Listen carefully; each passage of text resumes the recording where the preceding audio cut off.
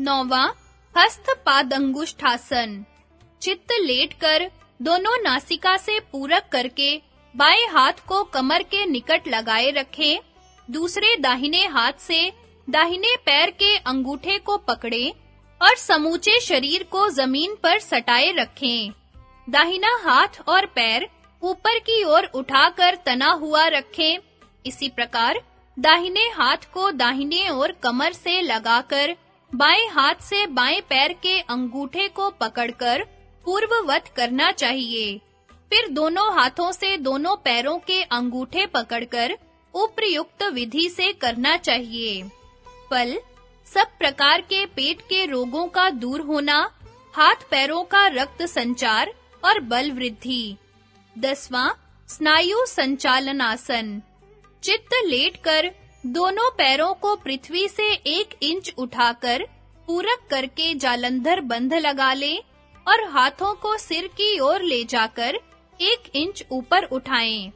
बाएं पैर तथा बाएं हाथ को मोड़ें और फैलाएं। फिर दाहिने हाथ तथा दाहिने पैर को मोड़ें और फैलाएं जब तक कुंभक रह सके। इसी प्रकार उलट-फेर से हाथों और पैरों को मोड़ते और फैलाते रहें। तत्पश्चात जालंधर बंध खोलकर हाथ और पैरों को जमीन पर रखकर धीरे-धीरे रेचक करें। फल शरीर के सब स्नायुओं में प्रगति उत्पन्न होना, पेट की शिराएं, घुटने एवं मेरुदंड का पुष्ट होना। 11 पवन मुक्तासन। चित्त लेटकर पहले एक पांव को सीधा फैलाकर दूसरे पांव को घुटने से मोड़कर पेट पर लगाकर दोनों हाथों से अच्छी प्रकार दबाएं। फिर इस पांव को सीधा करके दूसरे पांव से भी पेट को खूब इसी प्रकार दबाएं। तत्पश्चात दोनों पांव को इसी प्रकार दोनों हाथों से पेट पर दबाएं। पूरक करके कुंभक के साथ करने में अधिक लाभ होता है। फल उत्तान पाद आसन के समान इसके सब लाभ है। वायु को बाहर निकालने में तथा शौच शुद्धि में विशेष रूप से सहायक होता है। बिस्तर पर लेटकर भी किया जा सकता है। देर तक कई मिनट तक करते रहने से वास्तविक लाभ की प्रतीति होगी। 12वां उधर्व सर्वांगासन। भूमि पर चित्त लेटकर दोनों पैरों को तानकर धीरे-धीरे कंधों और सिर के सहारे से पूर्ण शरीर को ऊपर खड़ा कर दें।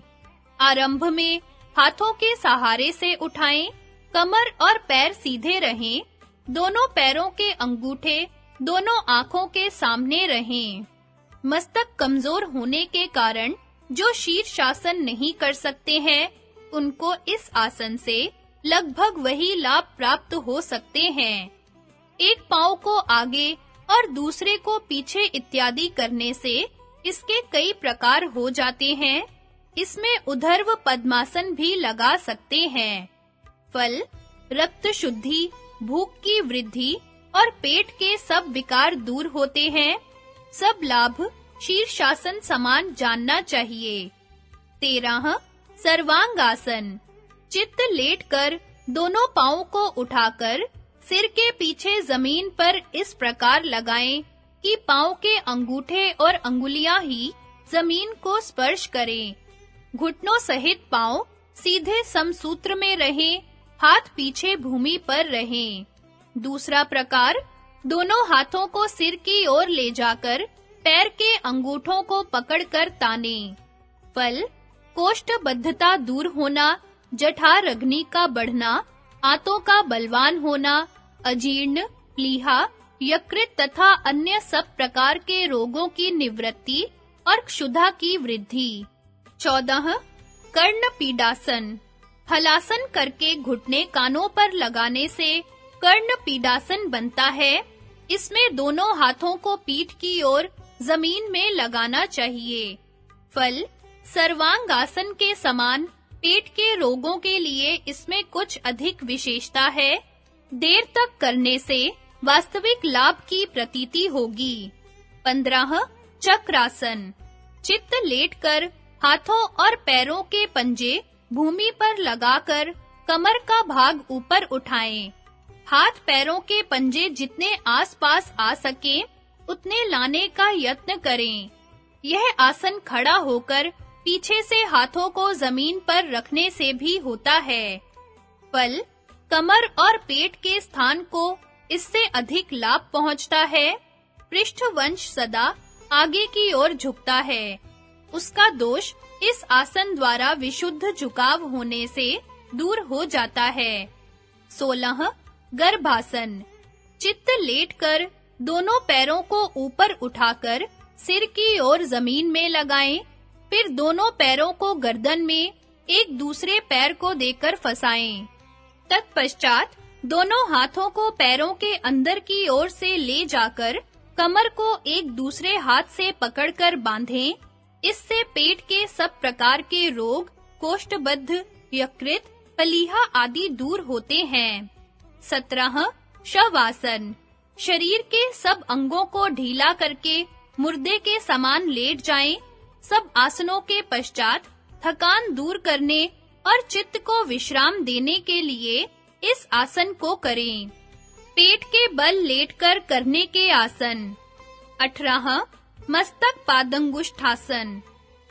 पेट के बल लेटकर सारे शरीर को मस्तक और पैरों के अंगूठे के बल पर उठाकर कमान के सदृश शरीर को बना दें। शरीर को उठाते हुए पूरक, ठहराते हुए कुंभक और उतारते हुए रेचक करें। फल, मस्तक, छाती, पैर, पेट की आंतें तथा संपूर्ण शरीर की नाड़ियां शुद्ध और बलवान होती हैं। 19 नाभ्यासन। पेट के बल सम सूत्र में लेटकर दोनों हाथों को सिर की ओर आगे 2 हाथ की दूरी पर एक दूसरे हाथ से अच्छी तरह फैलावें। दोनों पैरों को भी 2 हाथ की दूरी पर ले जाकर फैलाएं, फिर पूरक करके केवल नाभि पर समूचे शरीर को उठाएं। पैरों और हाथों को 1 या 1.5 हाथ की ऊंचाई पर ले जाएं। सिर और छाती को आगे की ओर उठाए रहें। जब श्वास बाहर निकलना चाहे, तब हाथों और पैरों को जमीन पर रखकर रेचक करें। फल, नाभि की शक्ति का विकास होना, मंदाग्नि, अजीर्णता, वायुगोला तथा अन्य पेट के रोगों का तथा वीर्य दोष का दूर होना। 20 मयूरासन। दोनों हाथों को मेज अथवा भूमि पर जमा कर दोनों हाथों की कोहनियां नाभि स्थान के दोनों पार्श्व से लगाकर मूल तथा उड्यान बंध के साथ सारे शरीर को उठाए रहें। फल, जठराग्नि का प्रदीप्त होना, भूख लगना, वात पित्त आदि दोषों को तथा पेट के रोगों, गुल्म, कब्ज आदि का दूर करना और शरीर को निरोग रखना। वस्ती तथा एनीमा के पश्चात इसके करने से पानी तथा आव जो पेट में रह जाती है, वह निकल जाती है। मेरुदंड सीधा होता है। 21 भुजंगासन। आधुनिक आसन व्यायाम के अनुभवियों ने भुजंगासन के निम्न 3 भेद किए हैं। पहला, उत्थितैक पाद भुजंगासन। पेट के बल लेटकर हाथ छाती के दोनों ओर से कोहनियों में से घुमाकर भूमि पर टिकाएं। भुजंग के सदृश छाती ऊपर को उठाकर दृष्टि सामने रखें। एक पैर भूमि पर टिका रहे, दूसरा पैर घुटने को बिना मोड़े जितना जा सके ऊपर उठाएं।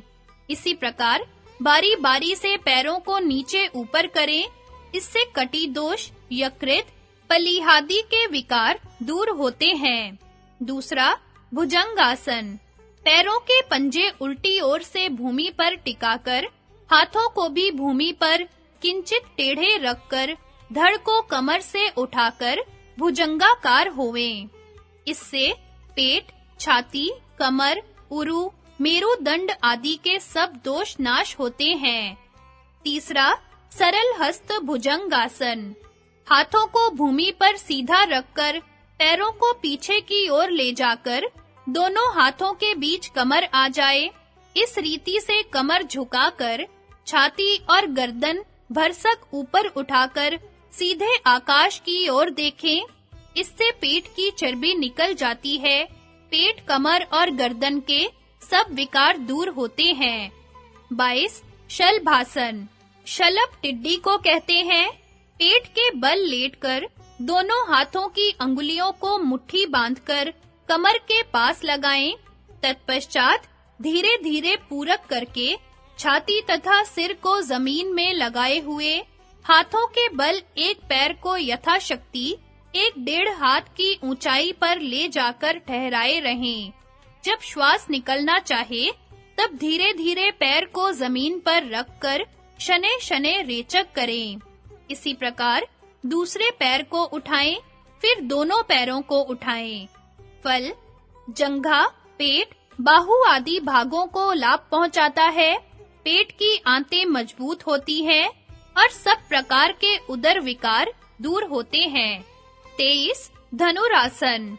पेट के बल लेटकर दोनों हाथों को पीठ की ओर करके दोनों पैरों को पकड़ लें और शरीर को वक्र भाव से देखें। कहीं-कहीं इस आसन को वज्रासन की भांति एड़ियों पर बैठकर पीछे की ओर झुककर करना बतलाया है। फल कोष्ठ, बद्ध आदि उदर के सब विकारों का दूर होना, भूख तथा जठर अग्नि का प्रदीप्त होना।